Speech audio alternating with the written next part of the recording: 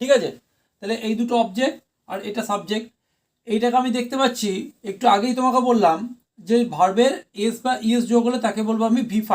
তাহলে এটা V5 ফরম্যাটে রয়েছে, তাহলে V5 ফরম্যাটে রয়েছে, এটাকে আমি কি করব, V3 ফরম্যাটে নিয়ে যাব, কিন্তু তার আগে আমি বি ভার্ব ইনক্লুড করব, কি অ্যাম ইজ আর এর মধ্যে।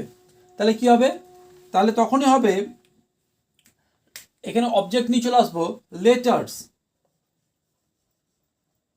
লেটার্স, যেহেতু লেটার্স বলেছি তাহলে প্লুরাল ভার্ব বসবে, আর বসবে, লেটার্স আর।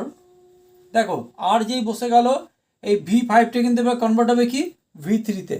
লেটার্স আর সেন্ট, সেন্ড সেন্ট সেন্ট টি হয় সেন্ট। মিটা যেখানে ছিল সেখানেই বসবে মি, একটা বাই হবে, আর এখানে বসবে হিম, এইচ এর